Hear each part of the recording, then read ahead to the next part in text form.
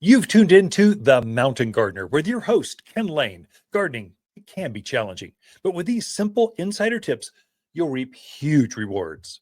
Now, let's tune into today's Mountain Gardener with Ken and Lisa. Back in the studio is Lisa Lain. She comes each week and just shares her garden insight, her thoughts. What has she been meditating on throughout the week? Deep thoughts that we can share over the airwaves.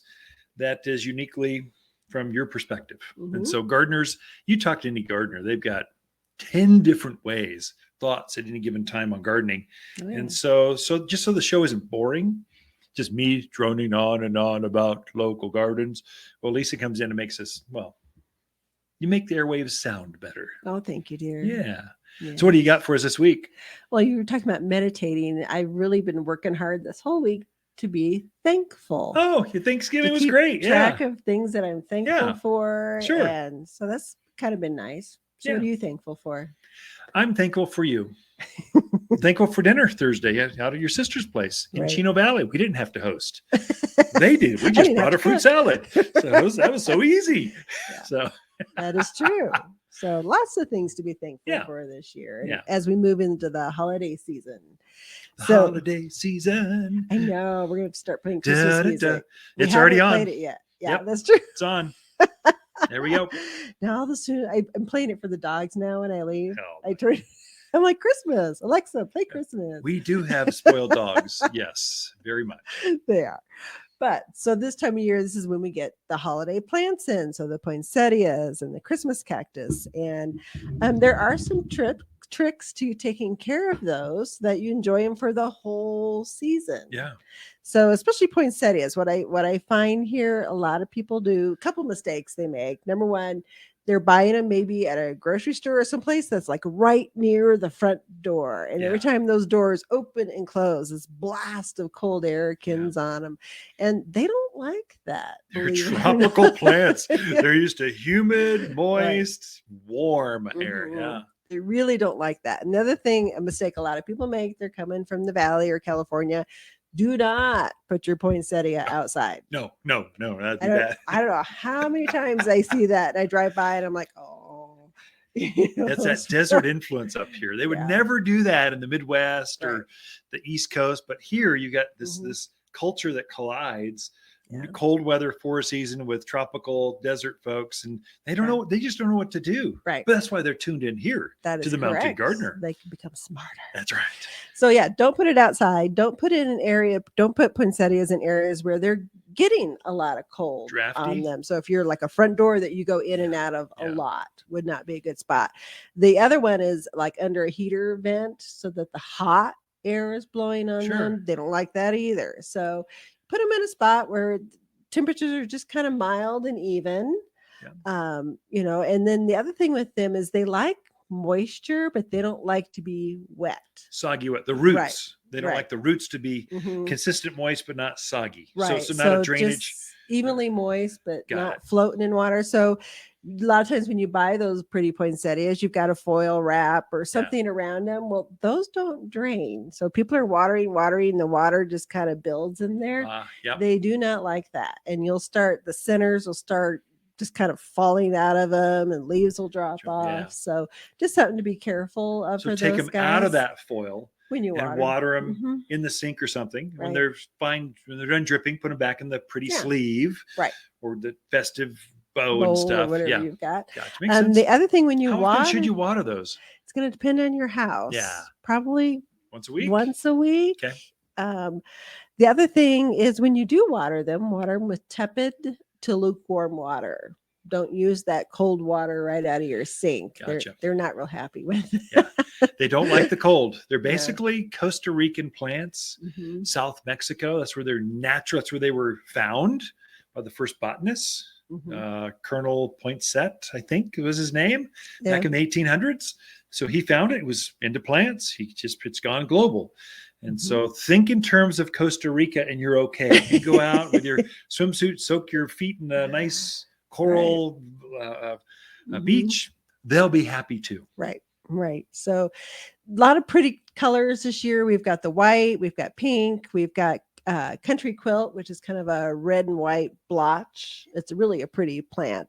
And then an ice one, which is kind of a red, white variegated. It's just really Sounds pretty. Wow, yeah. That's unusual. So some nice ones. So they're in year. now. So you've got them right there on the floor. We got them. And we'll have red through the season, but some of those unusual, different, you can't find them anywhere. Those go fast. Those will go fast. And once you're out, you can't get more. The crop is just gone. Yeah. Right. So yeah, get in early and shop early and enjoy your plants through the holidays. The other one is the Christmas cactus. So that's another one people love to give as gifts, or they're buying one for themselves because, great grandma Betty had one and they want to start the tradition, and they're getting those we have a lot of different colors of those, some really pretty striking ones, red and white variegated, some really pretty pinks and oranges and greens and whites. Wow. All different colors on those. So definitely come in and check those out because those do go really fast. But there again, they don't, even though they Christmas cactus, they're not really a true cactus. Don't put it outside. No. Don't put it in a hot window where the heat's going to come in on it and burn it. And the other thing with those, if you keep them too wet, they will drop every blossom they have. So they really do like to be on the dry side. Yeah. So you definitely don't want to overwater them. There again, when you do water, that nice tepid water this time of year is perfect for them. But if you've seen your blossoms drop, you're probably overwatering. Gotcha. Or really cold water. Mm-hmm. Gotcha. Yeah, both of those will do that. So we do have both of those in stock right now. New orders, lots of selection. Got to check those out. A lot of people will bring in herbs, to decorate with, or they're cooking with through the holidays. Like lavenders and rosemaries? Rosemaries, oregano's, thyme. A lot of times you see them in the little tree form. Yeah. Where they've kind of topiaried them, made little trees out of them, which is kind of fun. It's a great thing to do, great way to decorate. But those guys don't overwater. People love to water things inside their house, I've noticed. So you just have to be really careful that you're not keeping things too wet. Once a week? Once every 10, 14 days? Mm-hmm. Kind of depends. What you have now is the heater is on. Right. So the heater dries the air out inside your house, warms it up, but it dries it out. So if it's in a drafty area where it's getting a lot of blowing, it can dry out faster. You'll see pockets. It's a different watering this time of year, just because the windows have closed up and the heater's going like crazy. Mm-hmm. And so that dries plants out differently than, let's say, it would in spring or the best summer. way to handle that? No. Get a moisture meter. Yeah, well, there we go. That's a good stocking stuffer for gardener. Moisture meters take the aggravation out of so many things and the guesswork, because things can look really dry on top, and then you stick that moisture meter in there. It's like, whoa, wet, wet, wet. So it can fool you. So moisture meter just takes the guess out, and you don't have to. I think it puts the joy in. Now is a great time everybody's decorating for Christmas now. We're past Thanksgiving. So come in and check out the plants. So I had someone ask, they've been pent up demand for Christmas cactus. They're hard to find. It's a limited crop. Mm-hmm. You will have them for about 2 weeks, lots of color, every size, every shape, every color. And then towards Christmas, we run out of colors and sizes. You have less choice. And by the week prior to Christmas, they're gone. They're not going to be there. So that's one. The weird colors, grab them. The interesting, different, new, grab them early. Mm-hmm. Don't wait until I'm going to go shopping later and I'll come in and get one later. They won't be here. True. So anyway, thank you, Lisa. Great. The Christmas, how to take care of the holiday plants in your yard, in your house. Not yard, in your house. Ken and Lisa Lain, the Mountain Gardeners.